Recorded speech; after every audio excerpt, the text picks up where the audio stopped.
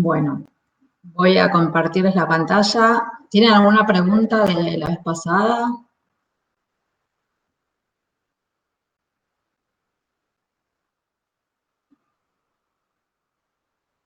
Bueno, yo comparto la pantalla, cualquier cosa me preguntan. Recuerden ir eligiendo el tema para el trabajo final. Bueno, tenemos tiempo, pero bueno, menos que antes. Eh, comparto.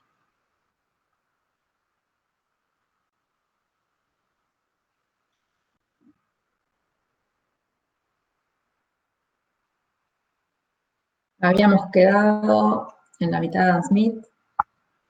Hay una cosa que les tengo que decir antes de que me olvide. Hay un feriado el 20 de octubre, me estoy fijando en la agenda, es el 11, y yo les había dicho que la clase la iba a recuperar ese jueves, pero no voy a poder ese jueves, porque los jueves de octubre no voy a poder. Entonces la vamos a recuperar este jueves. Vamos a hacer una clase el jueves 30, creo que es, ¿no? Igual se los mando todo por mail, pero bueno, tengan en cuenta que este jueves vamos a tener clase para recuperar, y esa semana de octubre, del 11, que no se fieran, no va a haber clase en toda la semana. Hacemos una clase más esta semana, y esa semana, que es la que yo les dije que iba a usar para mandarles el parcial, no va a haber clases, así que tal vez se los mande la semana antes, así tienen más tiempo.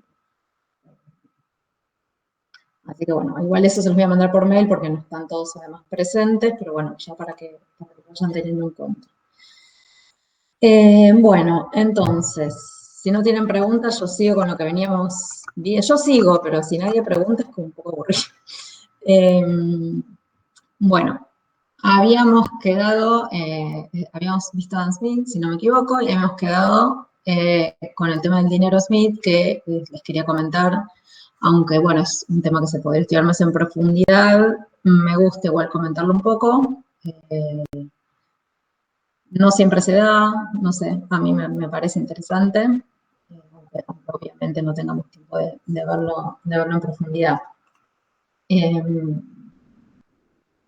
Bueno, Smith trata del dinero en dos partes, de la riqueza de las naciones. En el capítulo 4 del libro 1, ahí habla de la moneda metálica. Y en el capítulo 4, y en el libro 2, habla de la moneda bancaria. Estamos en una época en la cual circulaba moneda de oro, digamos, moneda metálica acuñada en oro, pero también los bancos emitían billetes en papel y eso también circulaba como moneda. Entonces, en realidad, todos los debates monetarios de ahí y en adelante, y también anteriores, van a estar muy relacionados a estas dos cosas, a discutir si es mejor tener solo moneda metálica o solo moneda en papel, o las dos cosas. Yo ya les hablé de la teoría cuantitativa de la moneda, entonces si esa teoría cuantitativa valía para el total de la moneda o solo para la cantidad de moneda en papel, o si valía solo para la cantidad de moneda metálica. Entonces, bueno, era como la interacción entre, digamos, estos dos tipos de moneda, era una cosa que se discutía mucho, y se consideraban como dos cosas que tenían una naturaleza diferente. Entonces, de hecho, Smith lo trataste, no solo en lugares separados, sino directamente en libros separados, a la moneda metálica y a la moneda bancaria o moneda o papel moneda. En el capítulo 4 del libro 1 les decía, habla de la moneda metálica y la va a introducir como medio de cambio, como algo que facilita el intercambio con respecto al trueque. Él va a decir, bueno, se adopta la moneda metálica y no moneda hecha de algún otro material, porque los metales preciosos, por sus características físicas, son los que se adaptan mejor a esta función. Porque, bueno, el oro o la plata es no perecedero, es divisible, se puede transportar fácilmente porque una pequeña cantidad tiene mucho valor. Y para evitar los inconvenientes del trueque, donde uno para intercambiar necesitaba encontrar una coincidencia de deseos entre las dos partes, utilizando la moneda que es aceptada por todo, uno puede comprar lo que necesita sin tener necesidad de encontrar a alguien que tenga lo que quiere comprar, pero que además necesite lo que tiene para vender. Piensen que en el trueque, digamos, si uno quiere, no sé, comprar este teléfono y tiene para vender cuadernos, tiene que buscar no solo a alguien que produzca teléfonos, sino que además de producir teléfonos, quiera cuadernos. Entonces, bueno, la moneda, digamos, me evita ese problema. Entonces, bueno, él lo va a introducir como una cosa que facilite el intercambio, ¿no? No todos los autores la van a introducir así a la moneda. Esta es una de las formas, pero hay autores en realidad que van a introducir primero el crédito y a partir del crédito la moneda, como por ejemplo Schumpeter. Bueno, son cosas que no vamos a ver en detalle en este curso. Yo doy una optativa sobre historia de la teoría monetaria y bancaria, en realidad historia de la banca central, pero bueno, trato todas estas cuestiones y ahí sí se ve más en detalle, pero bueno, más o menos igual quiero que tengan una mínima noción de esto. Entonces, bueno, va a introducir la moneda como un instrumento que facilita el intercambio, y va a decir, bueno, este instrumento es de un metal precioso por las características físicas que tienen los metales preciosos. Bueno, ¿cuál es el valor de una mercancía en oro? Bueno, va a depender, dice Asmin, de la proporción entre el trabajo para llevar el oro al mercado y el trabajo necesario para llevar esa otra mercancía al mercado. Entonces, si por ejemplo, si producir este vaso lleva 1 hora y ¿cuánto va a valer en oro? Bueno, el oro que se pueda producir en 1 hora. La cantidad de oro equivalente a este vaso va a ser la cantidad de oro que se pueda producir en 1 hora. Así es, o sea, es una teoría del valor-trabajo en la cual entraría también el oro como mercancía, digamos. Y no va a tener nada que ver con la cantidad de papel moneda, que es el papel moneda emitido por los bancos. Eso lo va a tratar en otra parte de la riqueza de las naciones y como un tema aparte, digamos, como un tipo de moneda que tiene una naturaleza completamente distinta a la moneda mecánica. Smith ya, bueno, como otros autores también, y a diferencia de los mercantilistas, ya no va a decir que el dinero es riqueza, de hecho, los critica a los mercantilistas por esto. El dinero para Adam Smith forma parte del capital circulante. El capital circulante es la parte del capital que se consume en un periodo productivo. Por ejemplo, insumos, salarios. En cambio, el capital fijo es el que dura más de un periodo productivo, como la maquinaria, por ejemplo, típicamente. Entonces, para Smith, el dinero forma parte del capital circulante, pero con un estatus especial que ahora vamos a ver. Acá les puse, donde dice esto, la riqueza está constituida por el flujo de producción anual, o sea, la riqueza no es la moneda, es el flujo de producción anual, y el dinero es el medio a través del cual esa producción circula entre los diferentes miembros de la sociedad, pero el dinero no forma parte de ese ingreso, simplemente es el medio a través del cual eso circula. La gran rueda de la circulación es diferente de los bienes que circulan a través de ella.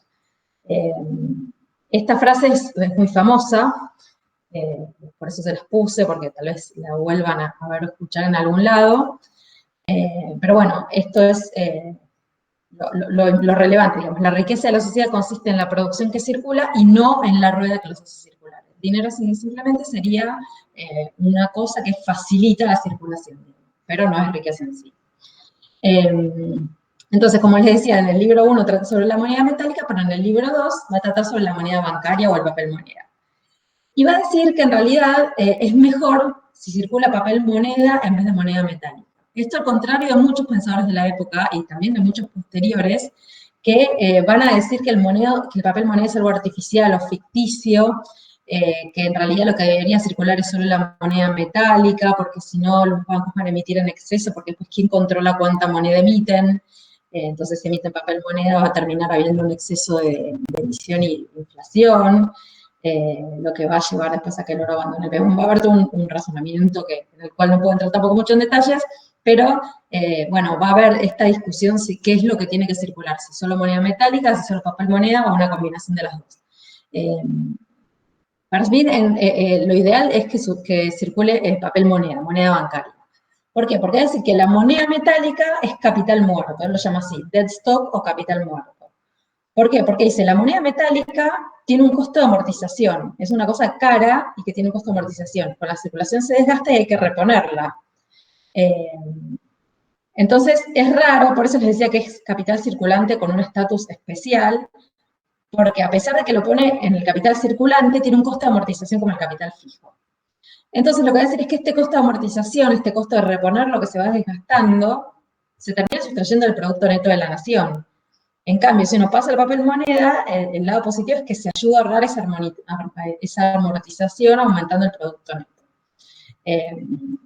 Esta nueva rueda a través de la cual se circula la producción, como va a decir Smith, es más barata, por un lado porque cuesta menos, porque obviamente el papel cuesta menos que el oro, y además tiene menor costo de manutención porque la amortización, obviamente, no es lo mismo sustituir billetes de papel que sustituir oro que se desgasta, ¿no?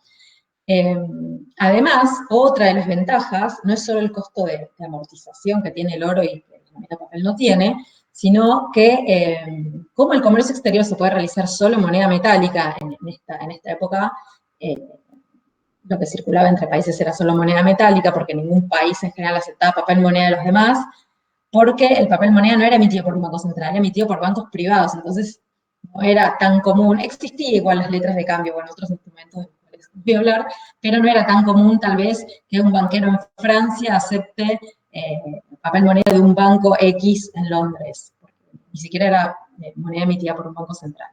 Entonces lo que circulaba en general entre países era moneda metálica y el comercio exterior solo se podía realizar con oro. Entonces, Adam Smith dice que si la circulación interna nosotros utilizamos solo papel moneda, quiere decir que todo el oro puede utilizarse para el comercio exterior.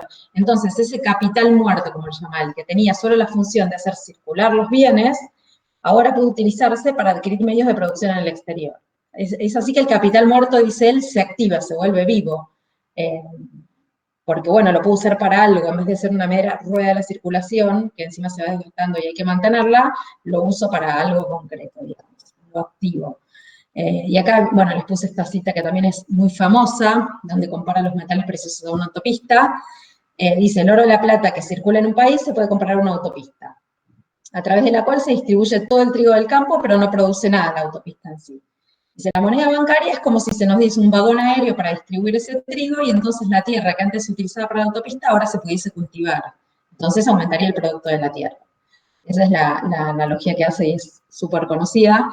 Pero bueno, igual va a sostener que el papel moneda debía ser convertible a oro y que los bancos debían tener reservas en oro, pero bueno, estas reservas nunca iban a ser iguales al monto total de papel moneda en circulación, entonces de todas maneras se iba a ahorrar oro. Y por último, lo que les quería comentar sobre el dinero de Adam Smith es una cuestión un poco sobre la regulación bancaria, porque muchas veces se lo asocia el free banking al pleno liberalismo en cuestiones bancarias y en realidad no es tan así. Es verdad que está a favor de la competencia entre bancos y contra la existencia de un banco central, pero igual aclaraba que estos bancos debían competir dentro de un marco regulatorio que debía establecer el Estado. No debían competir sin ningún marco regulatorio, y además el Estado también debía regular las tasas de interés. Las tasas de interés debían tener un máximo impuesto por ley. ¿Por qué? Porque si las tasas de interés suben mucho, lo que va a pasar es que solo van a estar dispuestos a tomar crédito los inversores de proyectos de mucho riesgo, que Smith lo llama los projectors, los que tienen así proyectos como estratosféricos muy riesgosos, y esos son los únicos que van a estar dispuestos a pagar una tasa alta de interés. Y lo más probable es que ese tipo de proyectos termine llevando a pérdidas y que ese capital se termine perdiendo. Entonces, una alta tasa de interés favorece ese tipo de inversión que termina al final en una pérdida neta para la sociedad. Por eso dice que está bien que haya una regulación de la tasa de interés. Y dice, bueno, es verdad que estas regulaciones podrían ser consideradas como una violación de la libertad natural. Antes había habido ya varios pensadores que se habían expresado en contra de cualquier tipo de intervención estatal en la regulación de las tasas de interés.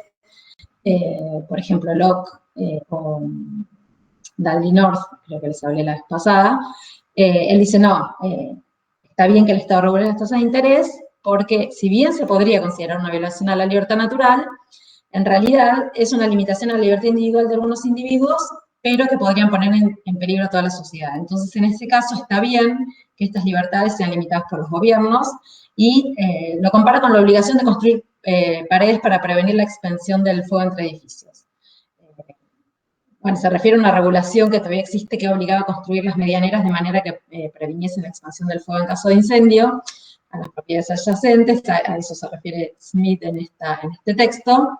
Dice, bueno, de la misma manera que eso es una regulación que incrementa la seguridad de la población, bueno, lo mismo hace la regulación bancaria. Es un tipo de regulación que incrementa la seguridad de la población, puede ser que haya en detrimento del derecho de algunos individuos, pero bueno, el beneficio es mayor que el costo. Recordemos que para Smith la acumulación del capital y las inversiones provienen del ahorro, entonces los prestatarios prudentes que tienen este capital que proviene del ahorro no deben dilapidarlo prestándolo a estos projectors con estos proyectos tan riesgosos. Lo que tienen que hacer es prestarle a los industriales o emprendedores o comerciantes que lo vayan a utilizar para capital circulante. Es decir, lo piden prestado, lo utilizan durante el proceso productivo, no sé, para comprar insumos, por ejemplo, y apenas venden el producto terminado, le devuelven esa plata a quien se lo prestó. Digamos, todo esto tiene que durar menos de un proceso productivo. En cambio, los imprudentes, dice, son los que piden prestado para construir capital a partir del crédito, y cuando los proyectos fracasan, terminan destruyendo capital y retrasando el proceso de acumulación. Así que bueno, esta es un poco lo que va a decir Adam Smith de la regulación bancaria. Igual, bueno, va a ser como bastante salvedades, y una de los problemas que va a relevar es que en realidad los bancos, cuando prestan, no pueden distinguir entre ambos tipos de prestatarios.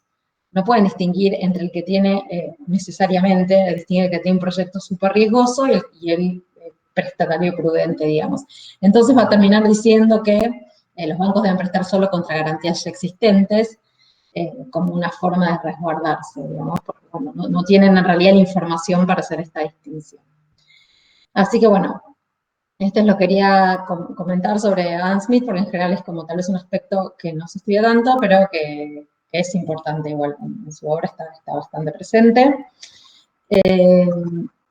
Y ahora para terminar, bueno, les iba a comentar sobre algunos debates que hubo sobre el autor para que tengan como una visión un poco más general y equilibrada, porque bueno, siempre les digo que esto es un panorama de algunas discusiones. Nada, lo que quiero que se lleven del curso es siempre esta cuestión que sobre cada autor va a haber muchas interpretaciones y muchas interpretaciones distintas.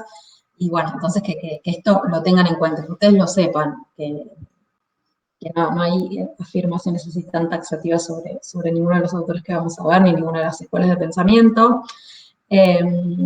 Así que bueno, quería algunas de las cosas que voy a decir ya las comenté un poco al pasar, pero bueno, tal vez un poco más en detalle. La primera de estas cuestiones es el Adam Smith Problem, que ya les nombré. Es un debate que se dio a mediados del 1800, sobre todo en Alemania, donde había autores que sostenían que había una contradicción entre la concepción de la naturaleza humana que Adam Smith tenía en la teoría de los sentimientos morales y la que tenía en la riqueza de las naciones. Lo que decían era que en la teoría de los sentimientos morales presuponía un comportamiento social basado en la simpatía, y en cambio la riqueza de las naciones presuponía un comportamiento egoísta de parte de los hombres. Pero bueno, lo que yo creo que también les había comentado es que desde la edición de Glasgow de las obras de Smith se le comenzaron a dar mucha más importancia a los aspectos éticos y a la relación de la riqueza de las naciones con las otras obras, y el problema a partir de ahí quedó bastante sepultado, digamos, porque fue más fácil entender a las obras en su conjunto, y hay varios factores. Por ejemplo, yo les comenté cuando vimos el feminismo escocés, bueno, estudiando un poco más en profundidad, mostraron que había una falsa contradicción en realidad. Que en los autores de la época era común que considerasen como motivaciones a la acción humana tanto el interés personal como la benevolencia, y no los consideraban contradictorios, sino complementarios. Además, Adam Smith siguió publicando ediciones de la teoría de los sentimientos morales aún después de la riqueza de las naciones. Eso nos dice que no había cambiado de opinión, porque si no, no lo hubiese seguido publicando. Pero bueno, además hay interpretaciones de esto que provienen también de una interpretación un poco extraña del concepto de simpatía, que vimos que en realidad no es una motivación para la acción, no es que el hombre actúa movido por la simpatía o no, no tiene una sección positiva, no es que es simpatía o antipatía, sino que la simpatía es un instrumento de juicio de las acciones ajenas y propias. Entonces, bueno, no es tan blanco y negro la cosa. Y bueno, además, que la obra de Smith estaba escrita en un contexto que era el de la Ilustración escocesa, donde, bueno, como les dije, se consideraba la benevolencia, el interés personal que a Smith llamaba self-love y no selfishness, que es egoísmo. Pero bueno, obviamente en el siglo XIX, tal vez cuando tuvo auge esta cuestión, este problema o esta contradicción que algunos creían ver, tal vez no se ponían a estudiar el iluminismo escocés y todo el contexto, digamos. Pero bueno, en la obra de Smith no hay ningún indicio de que considerase ni estos conceptos ni sus dos obras como contradictorias. El self-love, o amor propio o interés personal, es distinto del egoísmo, y también puede motivar acciones virtuosas, como cuando, por ejemplo, buscando el mejor rendimiento para su capital, los capitalistas mueven su capital entre distintos sectores económicos, haciendo así que todos los sectores converjan a una misma tasa de ganancia y que los precios de mercado graviten en torno a los precios naturales. Lo que pasó es que luego de la difusión del utilitarismo, tal vez comenzó a difundirse la idea de que las acciones humanas tenían una única motivación, que sería la búsqueda de la mayor utilidad posible. Entonces, ahí se difundió un poco la idea de que lo que predomina es el egoísmo, pero la mejor prueba de que no hay una contradicción entre ambas obras es la del mismo Smith, que en la presentación de la sexta edición de la teoría de los sentimientos morales, que se publicó después de La riqueza de las naciones, dice esto que les puse acá: en la presentación de la primera edición de este trabajo dije que iba a emprender en otra obra un estudio sobre los principios generales de la ley y el gobierno, de las diferentes revoluciones que sufrieron a lo largo de las distintas etapas de las sociedades, no solo en lo que concierne a la justicia, sino en lo que concierne a la política, el ingreso y las armas. Esta promesa fue parcialmente cumplida con la escritura de La riqueza de las naciones, al menos en lo que respecta a la política, el ingreso y las armas. Queda la teoría de la jurisprudencia, de la cual todavía no me puedo ocupar. Igual tiene unas lecciones sobre jurisprudencia Dan Smith también. Así que bueno, esto muestra más claramente que La riqueza de las naciones era parte de un todo, de un proyecto general de Dan Smith, de una búsqueda de explicar distintos aspectos del comportamiento social de los individuos, y no entraba en contradicción con las otras obras. Bueno, otra cosa que les quería comentar era la de la famosa mano invisible, que también dio lugar a muchísimas discusiones. Eso seguro que lo escucharon hablar en materias, otros cursos, o en la tele, qué sé yo, es una cosa muy, muy conocida. Pero bueno, la mano invisible de Adam Smith está bastante sobreestimada, porque en toda su obra usa la expresión solamente 3 veces. Una habla en la teoría de los sentimientos morales, donde habla de la sociedad y el gobierno como sistema armonioso, donde los ricos terminan, aunque no quieran, promoviendo el bien de la sociedad.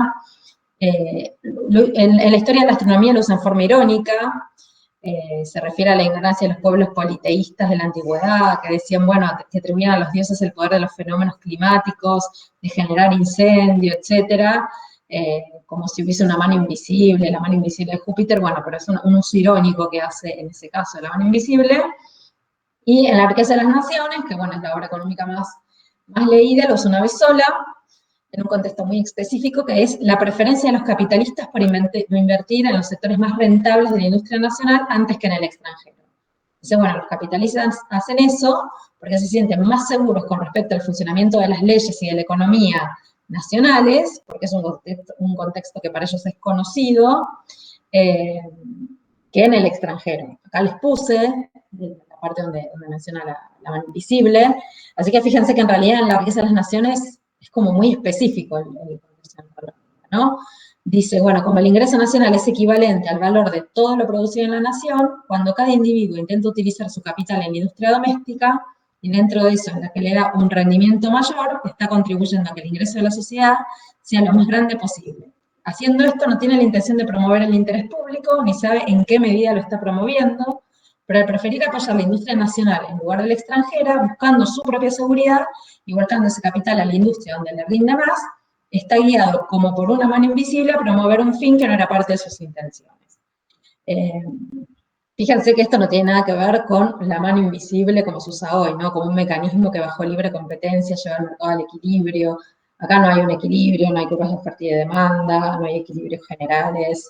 Eh, Además, la noción de curva de oferta y curva de demanda que se intersecan en un punto de equilibrio no estaba en Adam Smith. Simplemente hay una situación en la cual la persecución del interés personal no se contradice con el bienestar de la sociedad, sino que lo promueve. Pero no más que eso, digamos. La interpretación en realidad que está difundida actualmente de la mano invisible se popularizó después de la difusión del modelo de equilibrio económico general de Arrow y de Bre de mediados del siglo XX, y ahí se difundió esta idea de que la libre competencia conduce al mercado a un equilibrio óptimo como si fuese una mano invisible, pero obviamente este modelo de equilibrio general con sus supuestos y toda su construcción no tiene absolutamente nada que ver con Adam Smith. Así que bueno, para que lo tengan en cuenta también, el tema de la mano invisible, que bueno, fue bastante discutido en la literatura. Y por último, el tema de Adam Smith como fundador de la economía política, que bueno, es una cosa que también lleva bastante discusión. En general se dice, bueno, el padre de la economía. Y bueno, en realidad, bueno, hay mucha discusión porque muchos dicen, bueno, fue el primero en sistematizar todo, pero no es realmente ninguno, no inventó nada, digamos, sino que la mayoría de los conceptos ya existían. Por ejemplo, Schumpeter dice esto, dice que fue un mero recolector de ideas ya existentes. De hecho, vimos que muchas de las ideas ya estaban presentes en autores anteriores, pero bueno, la importancia de Smith radica en la forma en que las organizó en un único sistema. Tal vez ninguno de los autores anteriores había organizado todo el argumento en torno a las causas y naturaleza de la riqueza de las naciones, en la forma en que lo hizo Smith. Pero bueno, no todos están de acuerdo con esto. Por ejemplo, Marx considera que Petty es el fundador de la economía política. Hay otros que dicen que Cantillon, en su ensayo sobre la naturaleza del comercio en general, ya había hecho esto, organizar a la economía como un sistema completo. Así que bueno, no tenemos tiempo tal vez de profundizar en la discusión. Todas estas discusiones hay siempre un montón de literatura que uno podría leer, pero bueno, quiero que al menos sepan que existen estas discusiones para que lo tengan en cuenta en general cuando se habla de estas cosas. Y bueno, todos estos temas que yo voy nombrando, recuerden que también pueden ser temas para el trabajo final, o se eligen ustedes un autor que les interese, pero bueno, también está bueno también profundizar en algún aspecto, o sea, pueden hacer un autor que no hayamos visto, o que no hayamos podido profundizar mucho, o agarrar algún aspecto específico de algún autor que seguimos, como Adam Smith o cualquier otro. Así que bueno, hasta acá quería llegar con Adam Smith. ¿Tienen alguna pregunta?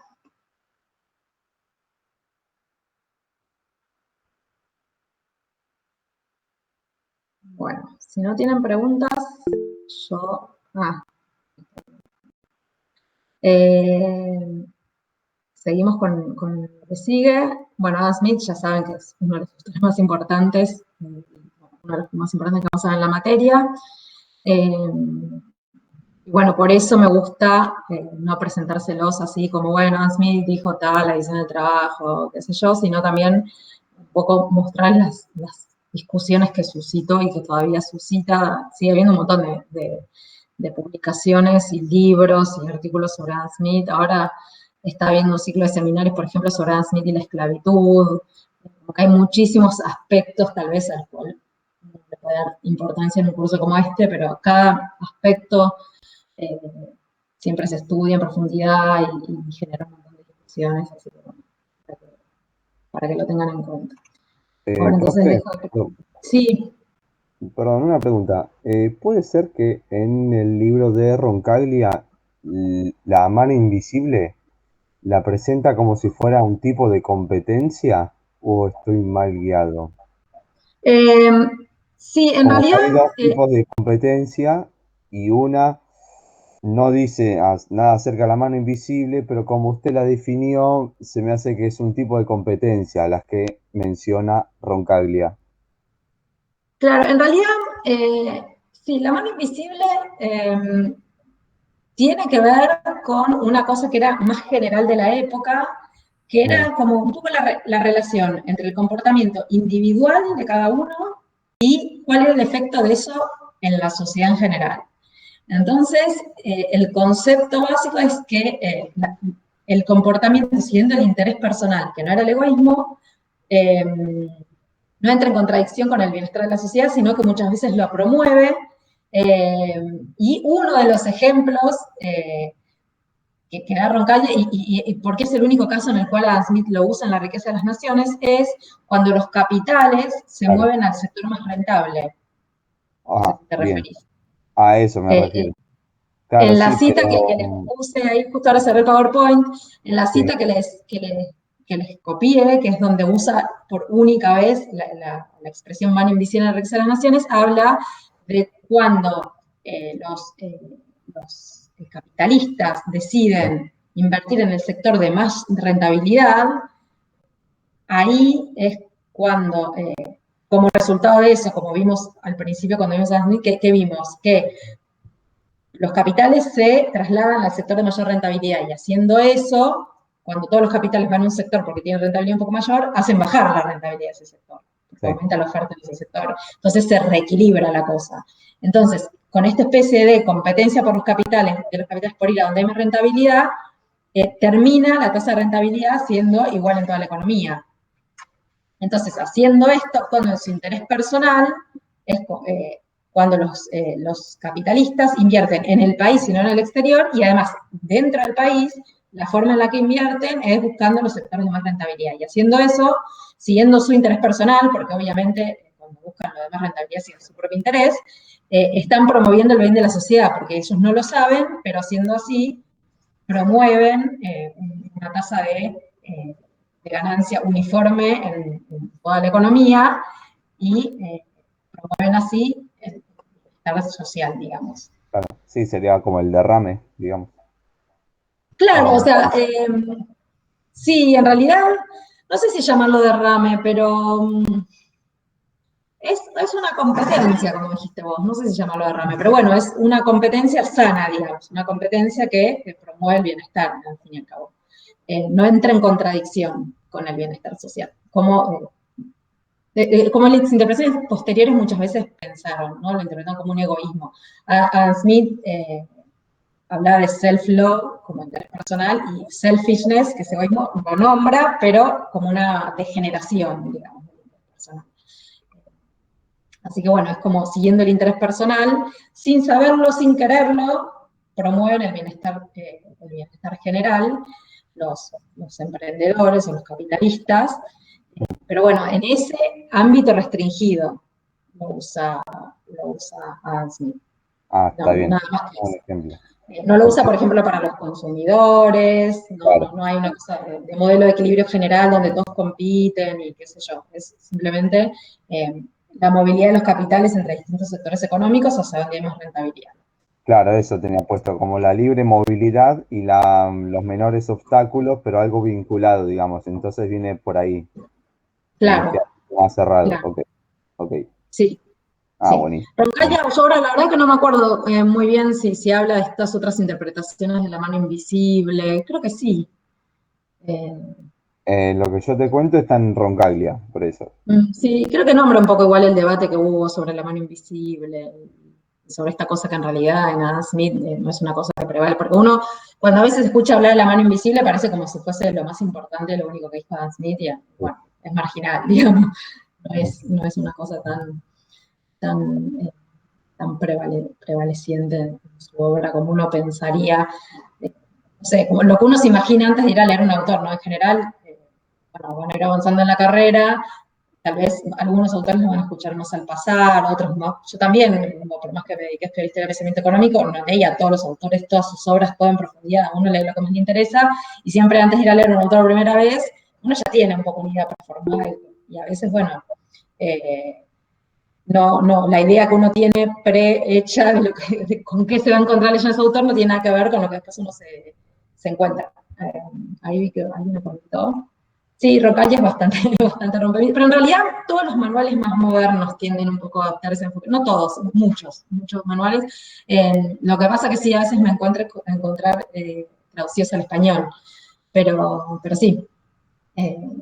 Y sobre todo tal vez se le está también dando bastante importancia a la interacción del pensamiento económico con el pensamiento político, últimamente en manuales más recientes, o libros, que no sé si llamarlos manuales, pero libros más recientes.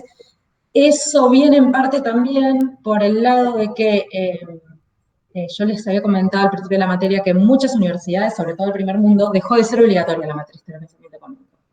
Entonces es un curso optativo, medio marginal, que a veces tiene alumnos que no son de economía. Entonces también hay que hacer un esfuerzo para relacionarlo con otras cosas.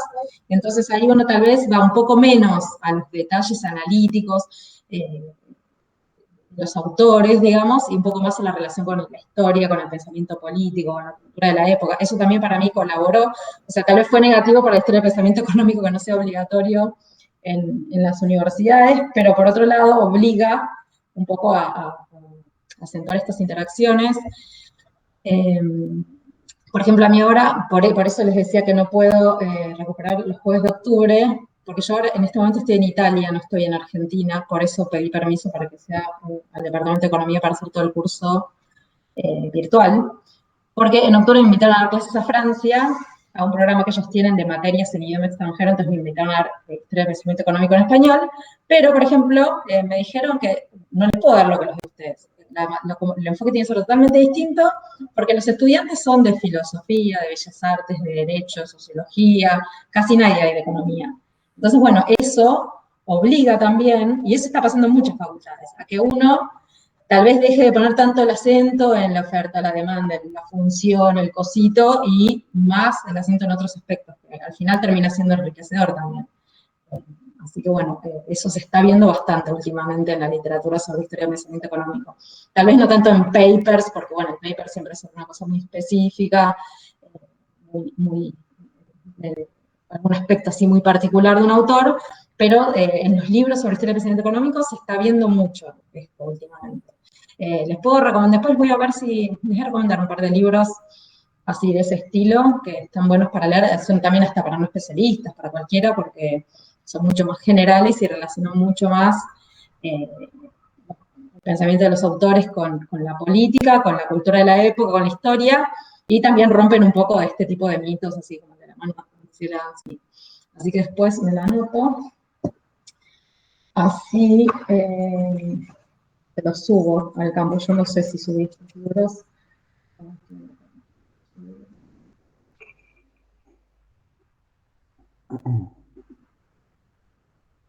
¿Alguna otra pregunta, comentario? No. Bueno, entonces, sí. Pensé que alguien había hecho. Bueno, entonces, si no hay más preguntas, vamos a pasar un poco a lo que sigue, que lo que sigue, ahí busco, ahí les comparto. Son, bueno, los debates, algunos debates económicos, algunos autores que vinieron, Adam Smith y David Ricardo, que es el otro autor muy importante que vamos a ver después. Lo que pasa que, bueno, este tipo, a mí siempre me genera un dilema, porque este tipo de clases donde uno ve un poquito de cada autor, como hicimos cuando les di la ilustración, puede parecer un poco aburrido porque uno habla como un poquito de un autor, un poquito de otro autor, etcétera, pero lo que yo intento mostrar es que, bueno, tal vez uno ha estudiado a Smith y el siguiente autor muy importante es David Ricardo, pero para que no parezca que, bueno, dijo esto y después de la nada surgió Ricardo y dijo tal otra cosa, o sea, que se note o poner un poco el énfasis en que algo pasó en el medio, que no es de la nada, que surge otro y dice otra cosa. Hay un proceso en el medio por el cual se dieron algunos cambios, también algunos cambios en el contexto histórico, en la economía, los dos eran ingleses, pero cambió mucho la economía inglesa en ese periodo, que no son tantos años, son 40 años, entre las naciones y los principios de Ricardo, pero bueno, hubo una revolución industrial en el medio. Entonces, bueno, hay un cambio en la economía, pero bueno, eso también va generando muchos cambios en el pensamiento económico y eso es lo que les quería mostrar un poco ahora. Y siempre que se generan estos cambios, tenemos bueno, una serie de autores, como distintas direcciones tal vez que van tomando los autores, no hay como tal vez una dirección fija, pero bueno, son como distintas líneas de pensamiento que van a contribuir a lo que va a venir después. Así que bueno, ahora vamos a empezar con esto entonces. En realidad, bueno, después de Adam Smith, empieza lo que se llamó la economía clásica, que bueno, va a llegar hasta Ricardo, justamente, como decía recién. Acá tengo una listita de los autores de los cuales les voy a hablar. Obviamente en cada uno de estos, a mí de estos, personalmente el que más me parece interesante es Malthus, pero bueno, de cada uno se podría profundizar un montón, digamos, porque bueno, son dos autores interesantes y muy conocidos. Así que bueno, si a alguien le interesa también puede pedirme bibliografía o hacer el trabajo final. Así que bueno, vamos a ver un poco qué es lo que pasó en el medio de estos dos autores tan importantes. Bueno, en primer lugar, pasó la Revolución Francesa, políticamente, que tuvo un impacto muy fuerte en Inglaterra, y además esto coincidió con la fase más intensa de la Revolución Industrial. Entonces surge un poco la idea de que la inteligencia humana puede construir sistemas institucionales mejores y más justos que los que habían sido heredados, mientras que los autores de la Ilustración habían aceptado en general el totalitarismo sin tanta crítica. Bueno, estos autores ya empiezan un poco a cuestionar eso y a pensar en sistemas institucionales construidos por el hombre que sean más justos y más adaptables, digamos, a la nueva realidad económica. Entonces se empiezan a discutir cosas, se empieza a discutir entre conservadores y reformistas, cosas como si la pobreza era un hecho de la naturaleza, que era la posición sostenida en general por los conservadores y por la mayoría de los autores económicos anteriores, o si se podía eliminar la pobreza con algún tipo de cambio institucional o de un cambio social, si podía haber cambios que influyesen sobre el progreso económico y civil, si esta industrialización, este progreso técnico, la nueva maquinaria era buena o no para el progreso civil. Entonces empiezan a surgir propuestas como por ejemplo Condorcet, que apoyaba la educación universal y la renta para los ancianos, o Goodwin, que defendía la producción a pequeña escala, la descentralización social, la distribución de la renta a favor de los más necesitados. Se empieza a ver todo este tipo de pensamientos que también como reacción a la Revolución Francesa. Dice, bueno, para que no nos pase lo mismo que en Francia, tendríamos que redistribuir un poco la riqueza. Es lo mismo que va a pasar, algo de ese estilo va a pasar a principios del siglo XX, después de la Revolución Rusa, va a pasar algo parecido. Se va a empezar a ver en todos los países todas unas propuestas de métodos para combatir la inflación, para ayudar a los pobres, porque si no va a venir el comunismo como en Rusia, ¿no? Entonces, como toda una serie de paliativos para que no pase lo mismo que en Rusia. Bueno, acá pasa un poco parecido, digamos. Empiezan también a buscar paliativos para que no pase algo como lo que pasó en Francia. Así que bueno, empiezan un poco estas ideas que después van a desembocar en el socialismo inglés. Empiezan por esta época, digamos, con la revolución industrial y después la Revolución Francesa. Como les decía, vamos a ver a algunos pensadores que les nombré acá. Malthus, que se conocerán por el principio de la población, pero para mí es lo menos interesante eso. Interesante desde mi perspectiva es la teoría del subconsumo, que es interesante, y bueno, algo que no vamos a ver en esta materia, que son los debates monetarios con Ricardo. Malthus escribió mucho sobre moneda y discutió mucho sobre moneda con Ricardo. La teoría monetaria es súper famoso, el debate entre Malthus y Ricardo. Después está Jean-Baptiste, que lo deben conocer por la ley de C, la famosa ley de C, que se estudia todavía hoy en los manuales. Después vamos a ver a Sismondi, que es uno de los exponentes del pensamiento utópico inglés, y a Bentham, que es el fundador del utilitarismo. O sea, ven que cada uno tiene, no son autores que se dediquen todos a lo mismo, que pongan el énfasis en lo mismo, pero son todos autores que van a ser importantes después, o que contribuyeron de alguna manera a la economía de la época, y muchos autores que todavía se siguen estudiando. En muchos casos, como les decía, caricaturizados, pero tomando aspectos que tal vez no son los más importantes, como en el caso de Malthus, ¿no? Que uno estudia siempre lo de la población, que era importante, pero bueno, que no es lo único, ¿no? No es lo único. Tal vez es por lo que más se lo recuerda, pero bueno, hablo de muchas otras cosas también. Era inglés, era un economista inglés, su padre era admirador de Goodwin, que era un socialista, estaba asociado al reformismo social. En cambio, el hijo le salió conservador. Malthus, nuestro Malthus, Tomás Malthus, fue mucho más conservador que el padre, fue pastor de la iglesia anglicana y estudió matemáticas, estudios que terminó en 1791. Fue nombrado profesor de Historia y Economía Política en el East India College, lo que lo convirtió en el primer economista académico de Inglaterra, porque bueno, como vimos, la mayoría de los estudiosos antes venían de la filosofía o de otras disciplinas, hasta gente como Petty, que no venían de la medicina, así que bueno, la primera así cátedra de economía política la va a tener Malthus, y como libro de texto usaba La riqueza de las naciones de Adam Smith.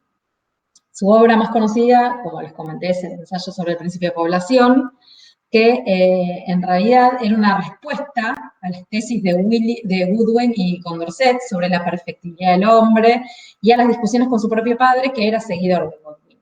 Entonces, este ensayo es una respuesta conservadora de Malthus a las propuestas de Goodwin de redistribución de la riqueza, ¿no? Goodwin tenía esta idea de que la intervención pública podía eliminar la pobreza, porque claro, lo que empieza a pasar en esta época con la revolución industrial, dicen, bueno, ¿cómo es que con todo este aumento de la producción y de la riqueza de la sociedad sigue habiendo pobres? No puede ser, tiene que haber alguna forma de intervención que nos ayude a eliminar la pobreza. Entonces, lo que hace Malthus con este texto es una respuesta conservadora a Godwin, donde dice que en realidad los ingresos de los pobres no pueden aumentar por encima del nivel de subsistencia, porque si pasa eso, se van a poner en marcha una serie de mecanismos que de nuevo lo van a llevar a una reducción al nivel de subsistencia. Entonces, bueno, en realidad, a veces, tal vez estoy un poco fuera de contexto, pero bueno, es un ensayo que es una respuesta a algo y una respuesta conservadora a algo.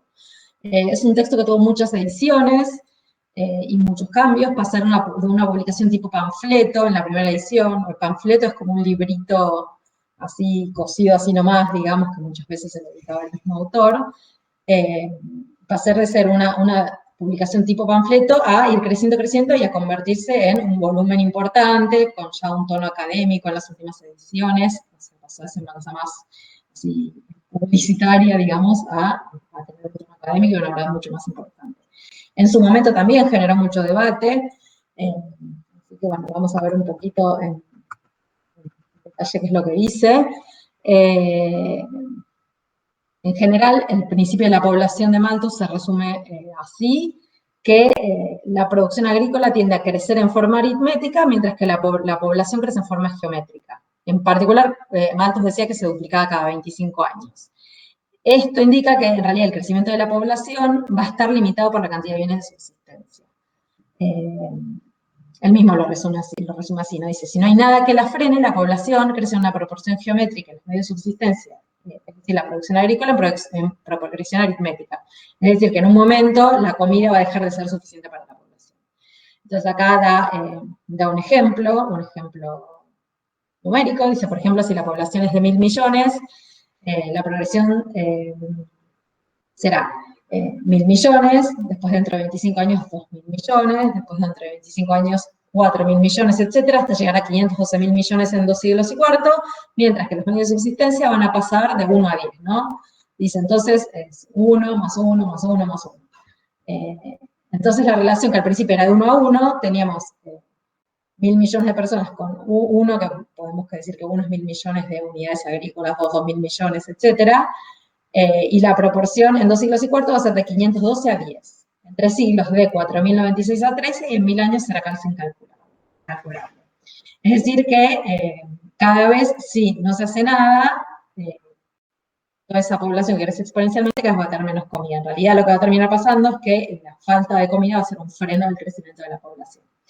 Entonces, si la población crece por encima de la cantidad de medios de subsistencia disponible, se va a generar un mecanismo que la va a reequilibrar. ¿Cómo es este mecanismo? Dice, bueno, si la población crece por encima de la cantidad de medios de subsistencia disponibles, va a haber un aumento de los precios de los alimentos porque va a haber un exceso de demanda de alimento, y entonces al aumentar el precio de los alimentos van a caer los salarios reales.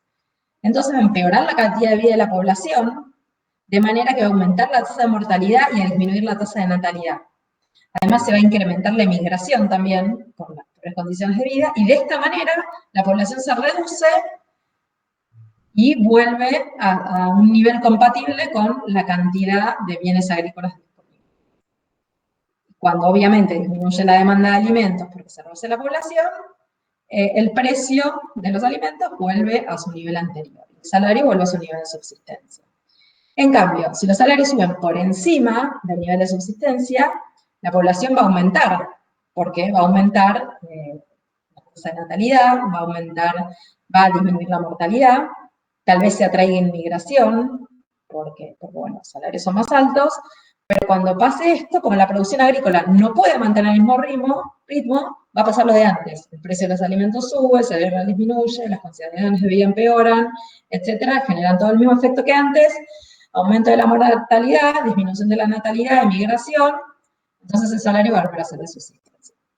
Es decir, que al final cualquier variación del salario por encima o por debajo del nivel de subsistencia va a generar un mecanismo que lo va a hacer volver a ese nivel. Entonces, cualquier intento de intervención gubernamental para mejorar el salario está destinado a fracasar, porque hay mecanismos que se generan que lo van a hacer volver al nivel de subsistencia. Esta explicación se usó muchas veces para apoyar lo que se llamó la ley de bronce de los salarios, es decir, justamente esta idea de que los salarios oscilan alrededor del nivel de subsistencia. Es una cosa, por ejemplo, que usa Ricardo, a pesar de todas sus discusiones monetarias con Malthus, en las cuales no están para nada de acuerdo, esto sí va a ser utilizado por Ricardo.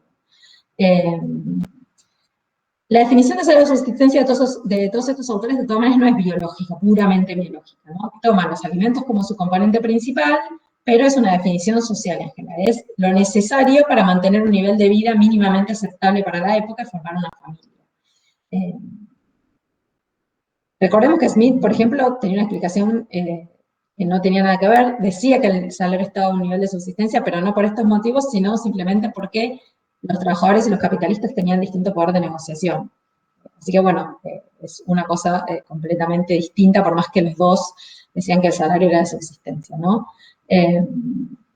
Pero bueno, una cosa, se le hicieron muchas críticas a Malthus también en esa época, digamos, y una de las críticas que se le hizo es que él no consideró que todo esto igual lleva mucho tiempo, porque desde que una persona nace, porque aumentó la tasa de natalidad, hasta que, por ejemplo, esa persona se incorpora a la población trabajadora, en esa época pasaban más o menos 14, 15 años, así que bueno, no eran cosas que pasaban automáticamente, y además otra crítica que se le hace es no haber considerado el progreso técnico en el sector agrícola, que podría hacer que en realidad la producción agrícola comenzase a crecer mucho más de lo que él decía, ¿no? En su libro.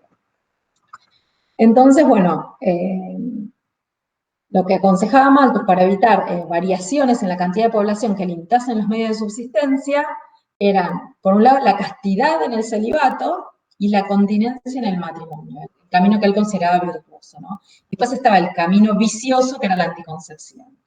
Pero bueno, este era para él el único camino para controlar la población, sin caer en un aumento de la mortalidad por la pobreza. Decía, la única forma de no caer en todo este mecanismo descrito antes es que la gente sola se reprima de reproducirse, digamos, y entonces no haya, aún si aumenta su nivel de vida, que se contenga y no se reproduzca. Y esto, bueno, recomendando castidad, etc.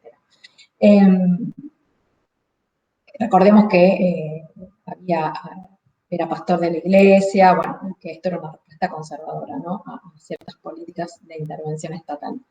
Además, otra cosa que sostenía era que lo bueno de esta ley o de este mecanismo que él había escrito era que entonces la gente le iba a tener miedo a la pobreza y que eso era un estímulo para la laboriosidad.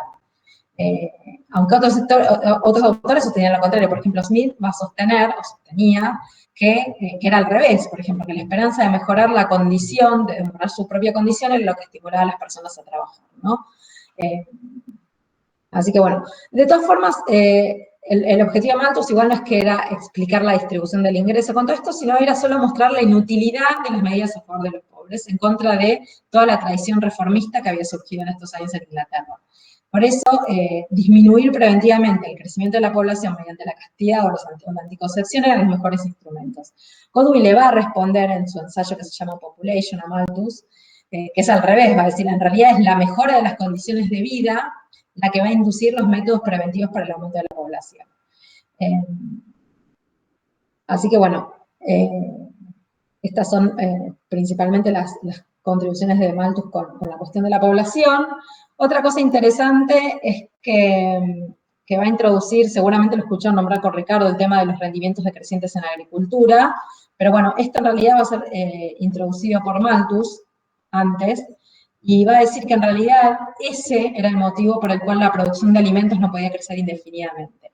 O sea, la explicación que él daba sobre por qué la población crecía de forma geométrica y la agricultura no, era esta, la de los rendimientos decrecientes en la agricultura. Así que bueno, estas van a ser las ideas sobre población y salario de subsistencia que van a prevalecer en la economía clásica, a pesar de que, bueno, está toda esta tradición reformista. Estos autores van a quedar medio marginados al socialismo, y no van a formar parte tal vez del corpus más mainstream, por decirlo de alguna manera, de la economía clásica. Y bueno, obviamente lo que ya deben haber escuchado mil veces nombrar y que pasó a la historia es esta teoría de la población de Malthus. Y otra cosa por la que bueno, también se estudia muchas veces es, bueno, aparte de los debates monetarios que no vamos a ver, es por la teoría del subconsumo. No se va a referir, como va a hacer Keynes, a la posibilidad de que la inversión no coincida con el ahorro, sino a que el incremento de la producción generada por la inversión fuese mayor a la demanda. Una especie de sobreinversión o sobrecapitalización, digamos, donde el crecimiento de la capacidad productiva es mayor a la demanda. Entonces, el problema no va a ser el ahorro, digamos, sino un exceso de capacidad productiva mayor a la demanda. Estas ideas las presenta en su obra que se llama Principles of Political Economy, y sostenía lo contrario de Smith y de Ricardo, que tenían una visión como un poco más armoniosa del capitalismo y del desarrollo económico. Malthus, en cambio, decía que el desarrollo económico estaba acompañado por crisis frecuentes, que las crisis no eran fenómenos accidentales, sino que eran periódicos, y que estas crisis periódicas estaban provocadas por distintas causas, pero que todas se podían reducir a la incapacidad de sostener el valor de la producción por escasez de demanda. La riqueza para Malthus no consistía en el flujo físico de producción, en la cantidad de bienes producidos, sino en su valor. Entonces, el problema es que el valor de ese producto no se podía sostener si la demanda era escasa, porque si había poca demanda, bajaban los precios, entonces bajaba el valor del producto total, y eso es lo que iba a traer una crisis. Y esa insuficiencia de demanda tenía también que ver con los salarios de subsistencia, porque con los salarios de subsistencia era muy difícil mantener el valor del producto, porque era muy difícil mantener la demanda, obviamente, si la gente tenía valores de subsistencia. Entonces, lo que iba a pasar era que la caída del valor del producto por falta de demanda iba a reducir los incentivos a invertir, porque obviamente reducía las ganancias, y esto iba a causar estancamiento económico. Entonces, al contrario de lo que decía C, con la famosa ley de C que ahora vamos a ver, o de lo que decía Ricardo, él pensaba que sí podía haber un exceso de oferta generalizada en la economía, y que el consumo de los trabajadores y los capitalistas no era suficiente para mantener el nivel de demanda requerido para sostener una capacidad productiva creciente. Entonces, para sostener esta capacidad productiva es necesario el consumo de los terratenientes y otros sectores improductivos. Los terratenientes porque consumen bienes de lujo, y los sectores improductivos porque consumen sin haber producido nuevas mercancías. Entonces, era necesario que existan estos gastos improductivos, como lo llamaba él, para sostener la demanda y mantener las ganancias altas, y así incentivar a los capitalistas a invertir. como dice acá, se puede observar que la utilidad de contar con un cuerpo de consumidores improductivos es incentivar la riqueza manteniendo un cierto balance entre el producto y el consumo, sosteniendo el valor de cambio del Producto Nacional. Los consumidores improductivos se refería a los que consumían sin haber agregado nada a la producción nacional. Por ejemplo, los terratenientes, porque lo único que hacían era estar ahí y cobrar una renta, y a sus criados, porque, bueno, eran trabajadores servidores personales, digamos, que no producían ningún bien. Así que, esto era a grandes rasgos la cuestión del consumo malthus, y bueno, por más que no profundicemos, sí les quería comentar muy poquito sobre la cuestión monetaria, porque bueno, como les decía, fue un gran protagonista de los debates monetarios en esos años, que se conocieron como debates bullionistas. El bullion era el lingote de oro, creo que se les dije en algún momento, y lo que pasó era que durante el periodo que va de finales del siglo XVIII hasta 1825, que es más o menos cuando estuvieron Malthus y Ricardo, hubo varias crisis en Inglaterra. Primero, en 1797, el Banco de Inglaterra suspendió la convertibilidad de la moneda, que se estableció recién en 1819, y este evento fue el que dio el puntapié inicial a lo que se llamó la controversia bullionista en torno a las causas de la devaluación de la libra esterlina. Después de 1797, cuando el Banco de Inglaterra suspendió la convertibilidad, no enseguida, pero después de un tiempo, hubo una devaluación importante y un aumento de precios. No existía todavía el concepto de índices de precios en esa época, pero se había visto un aumento muy importante del precio del trigo. Entonces, a partir de ahí, de la cuestión del precio del trigo, es que se empieza a hablar de inflación, y bueno, la devaluación sí, porque sí había tasas de cambio en otras monedas, ¿no? Y además un aumento del precio del oro, el indicador de devaluación. Así que bueno, esto generó muchos debates sobre cuestiones monetarias y de Banco Central, etcétera, y Malthus participó, y fue bastante interesante su participación. Escribió un texto exponiendo la teoría endógena de la moneda, es decir, lo contrario de la teoría cuantitativa, donde afirma, recuerden que la teoría cuantitativa dice que los precios aumentan cuando aumenta la cantidad de moneda en circulación. En cambio, Malthus lo que va a decir es que los precios aumentan por otras causas, y a causa del aumento de precios es que aumenta la oferta de moneda. Es decir, como aumentan los precios, se hace necesaria una circulación monetaria mayor, pero la causa es el aumento de precios, no es la circulación mayor que se aumentan los precios, sino que el aumento de precios es la causa, la consecuencia, una mayor oferta de moneda, y las causas de los aumentos de precios son reales, no tienen nada que ver con las cuestiones monetarias. Esto es a grandes rasgos, digamos, su contribución. Ricardo, en cambio, va a sostener lo contrario, va a ser partidario de la teoría cuantitativa, y bueno, sobre esto hubo una correspondencia muy importante, hubo muchos debates que no tenemos tiempo de entrar acá, pero bueno, sí me interesaba puntualizar esto, que va a ser uno de los autores de esta época que estaban en contra de la teoría cuantitativa, que era la que adherían la mayoría, y a participar mucho en los debates bullionistas, las controversias bullionistas, que fueron muy importantes. Y bueno, cuando se estudia historia de la teoría monetaria, creo que el tema más importante de todos es las controversias bullionistas. Así que, nada más para que sepan que esto existe, digamos, y si a alguien le interesa, puede profundizar. ¿Preguntas hasta ahora?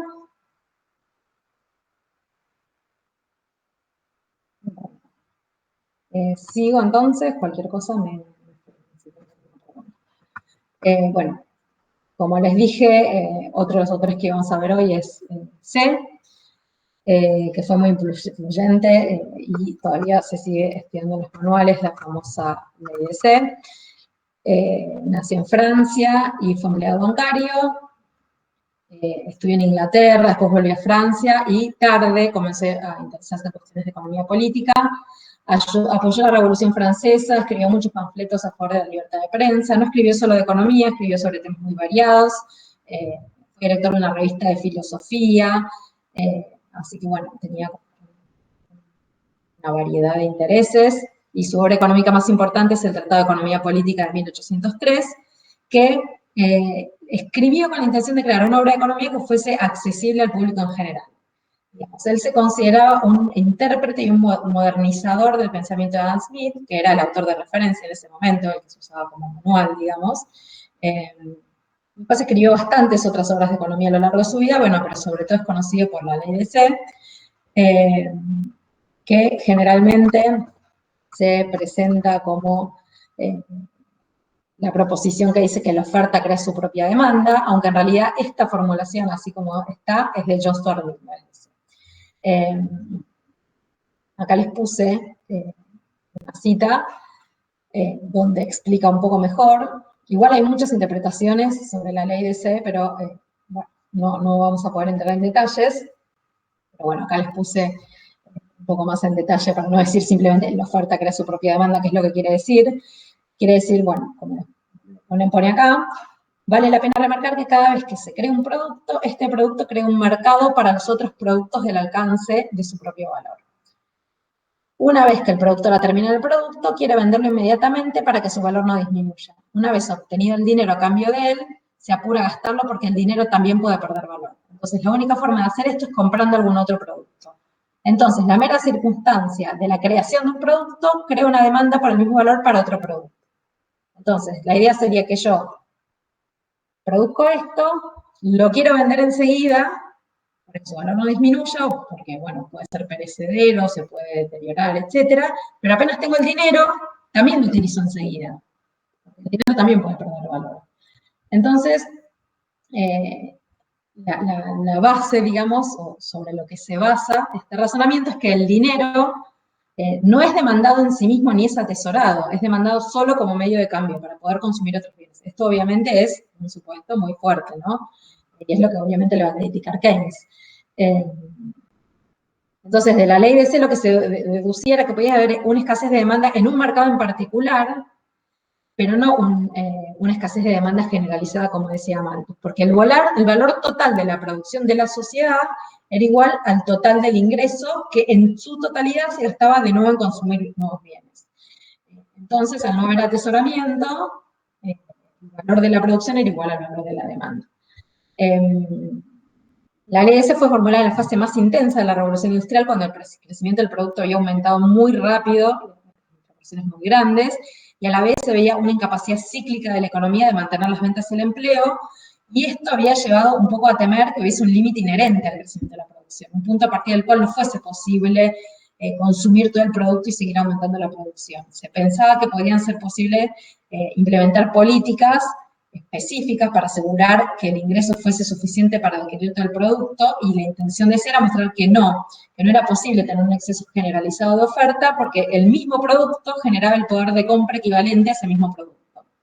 Entonces podía haber algún desequilibrio general porque momentáneamente las demandas de todos los que habían vendido sus productos podían no equivaler en todos los sectores a la oferta, podía haber momentáneamente en algún sector exceso de demanda o un exceso de oferta, pero no podía haber una cosa generalizada. Esa era la intención de C. Como les decía, hay muchas interpretaciones. En su versión original busca reafirmar dos cosas ya presentes en Adam Smith. Una es que el progreso técnico a largo plazo puede dar origen a mejoras importantes en el nivel de vida de la población, acompañado de un incremento de la demanda, y otra que el crecimiento es más favorecido por el ahorro que por el consumo improductivo, ¿no?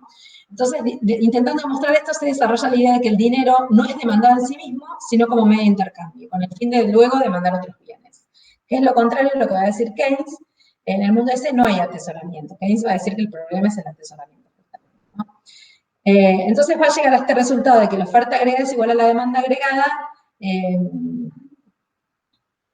y no es posible una crisis de sobreproducción.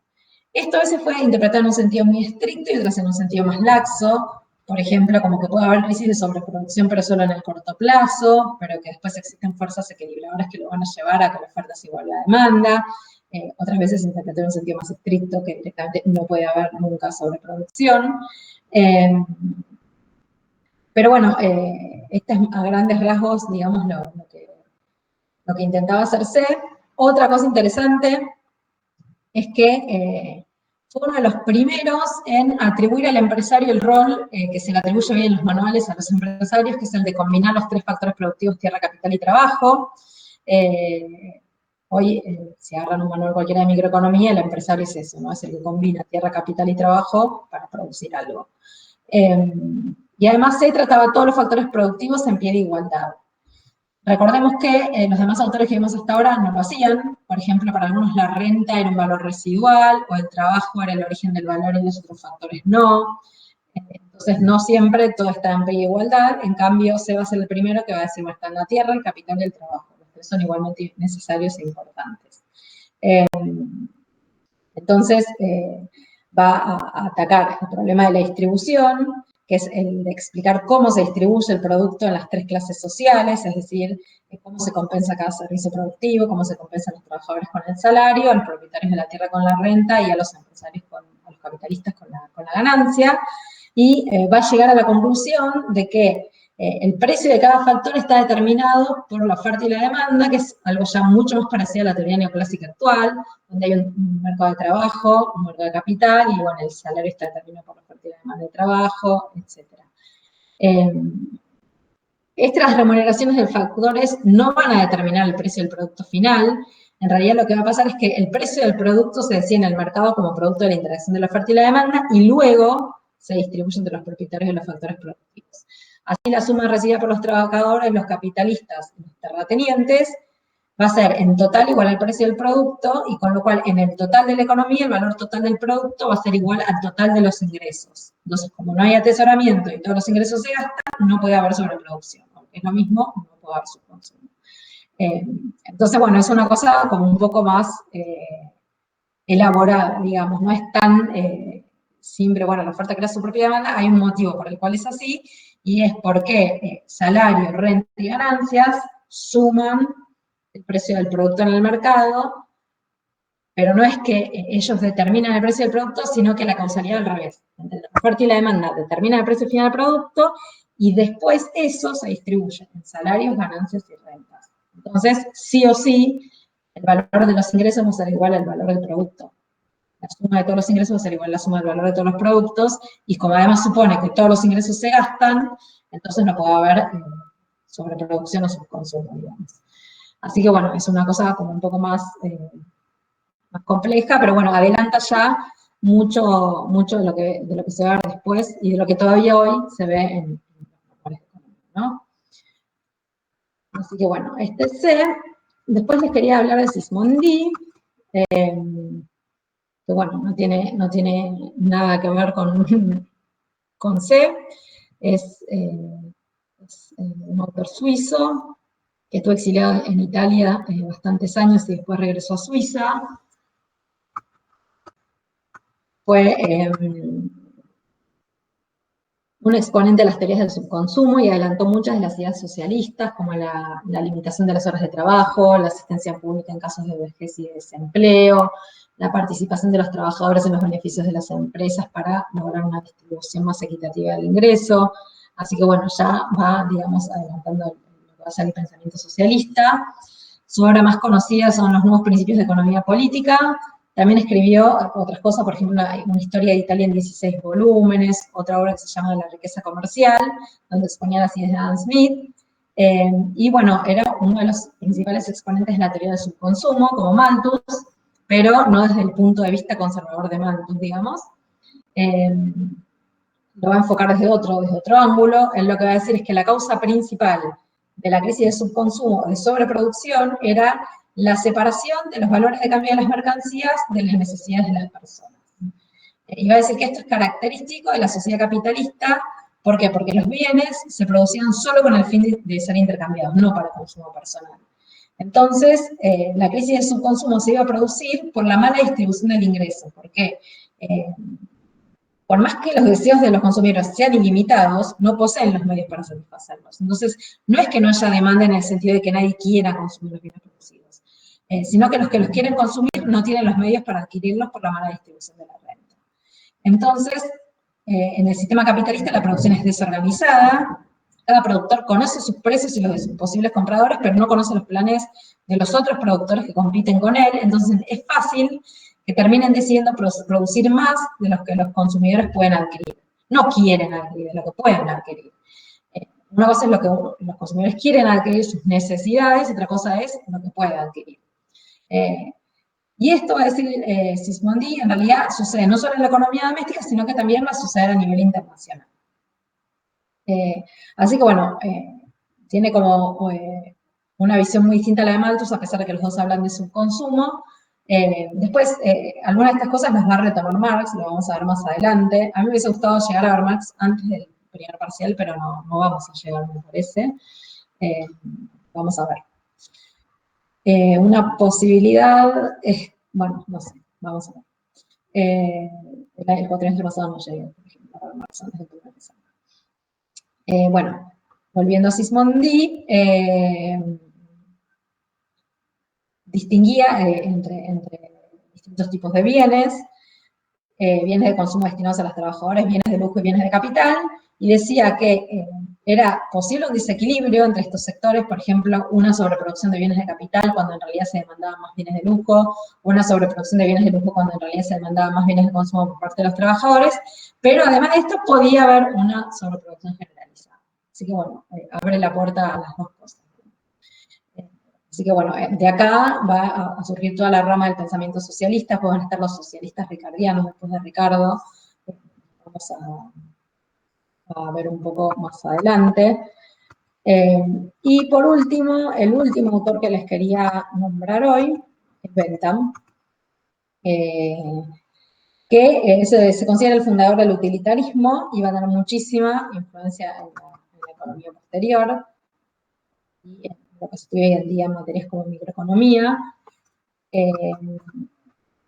Bentham nació en Londres, se graduó en la Universidad de Oxford, y el utilitarismo que él fundó va a tener mucha influencia después de Adam Smith.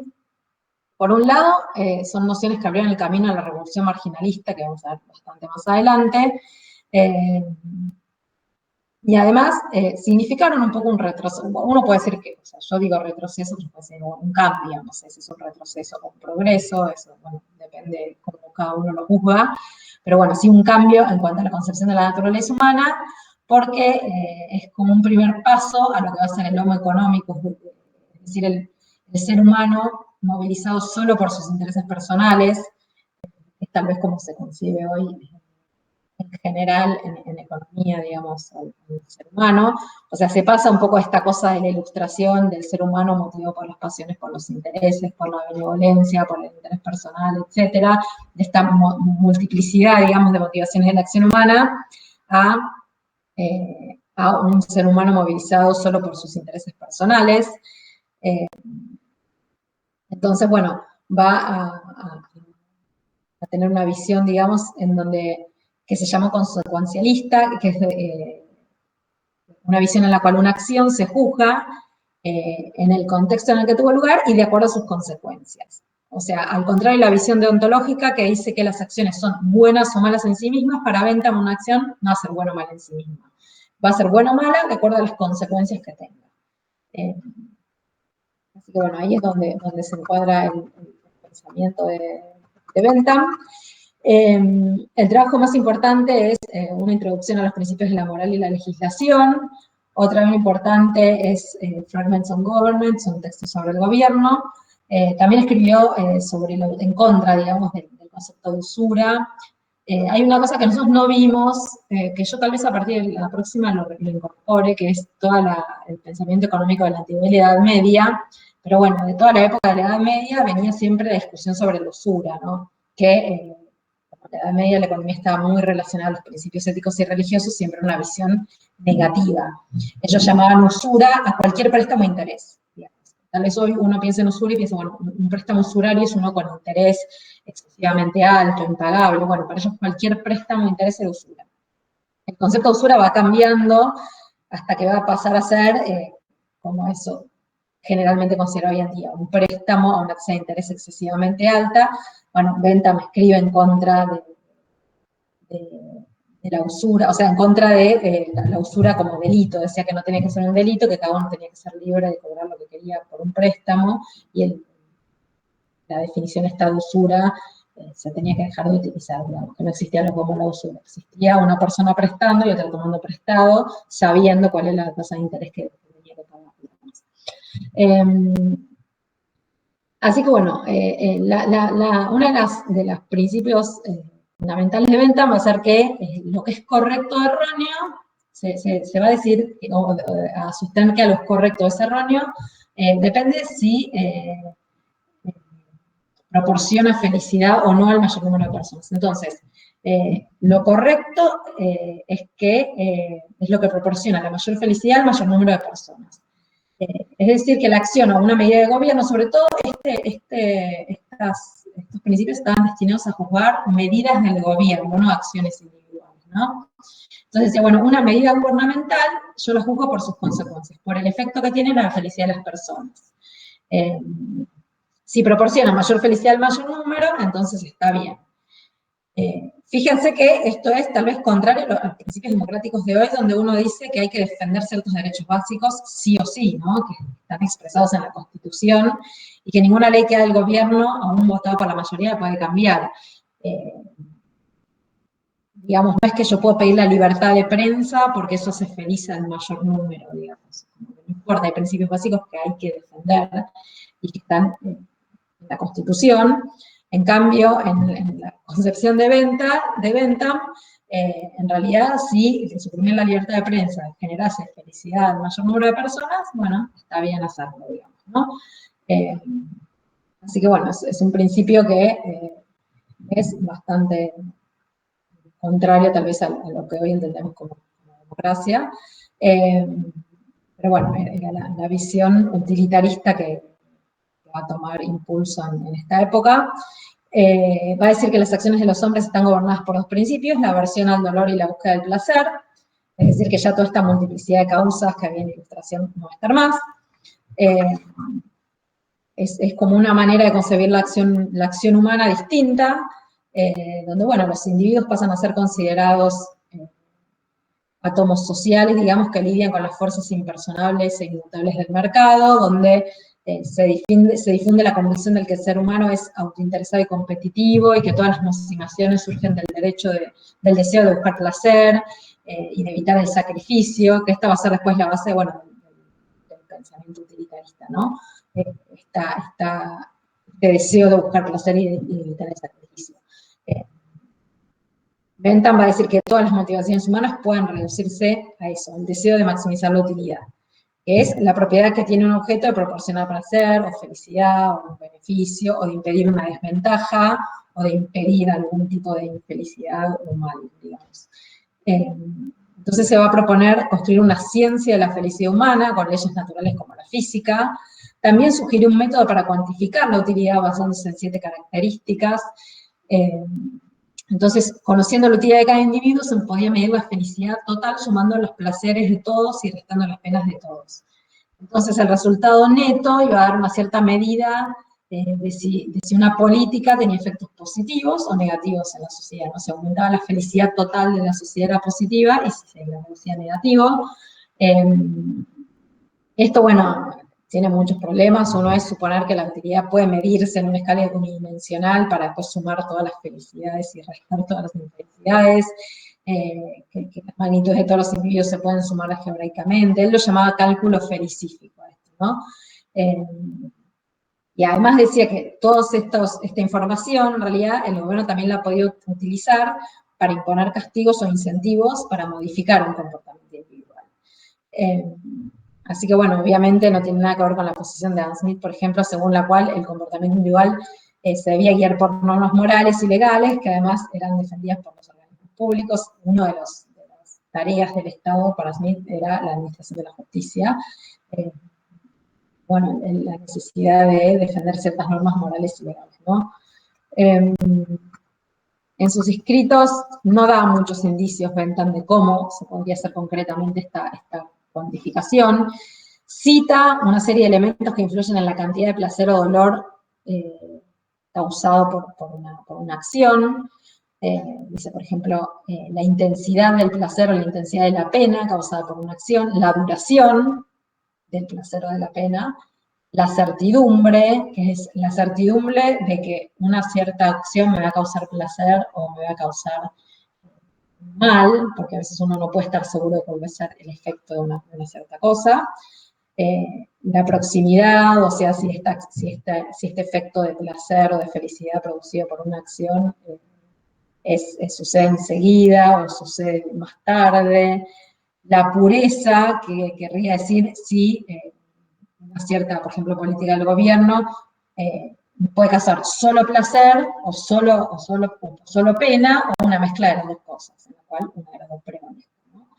Entonces, bueno, este cálculo Bentham introdujo en el ambiente de las discusiones sobre política pública, no tiene que ver con el comportamiento de los consumidores individuales, es como después se va a utilizar la teoría de la utilidad en la teoría del consumidor actual, digamos, si ustedes abren un libro de microeconomía hoy, todo esto se utiliza con respecto al consumidor, ¿no? Sí, todas estas curvitas de utilidad del consumidor, etc.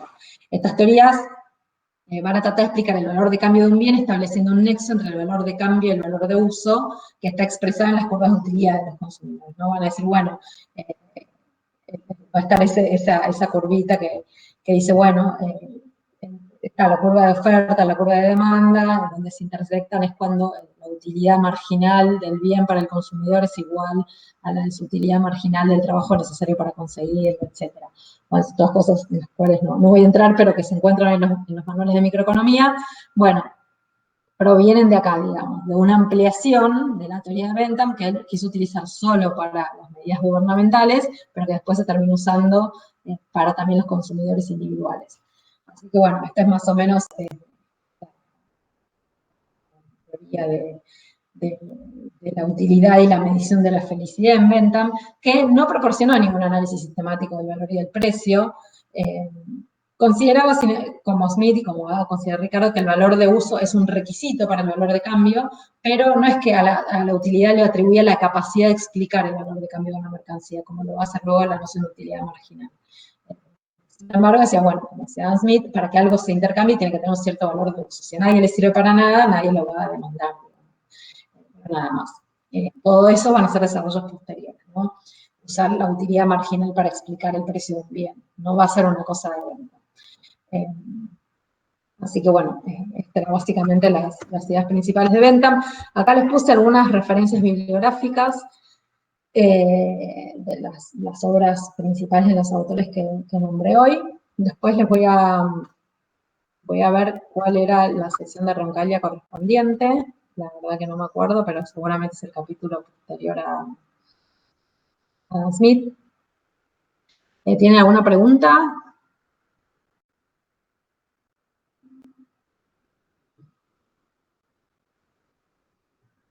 Bueno. Si no tienen preguntas, yo ahora les paso. Les voy a subir esos libros que les había comentado. Les voy a pasar qué hay que leer del Roncaglia, igual se pueden dar cuenta solo mirando el índice. Y entonces, el jueves sí tenemos clase y vamos a empezar a ver Ricardo. ¿No me equivoco? Sí, vamos a empezar a ver Ricardo el jueves que viene. Después les voy a mandar un mail diciendo eso para los que no están, que el jueves hay clase y que la semana del 11 de octubre no hay clase en cambio. Va a ser feriado y el jueves no. Así que bueno, si no tienen preguntas, dejamos acá y les mando este mail, lo que tienen que leer, etc.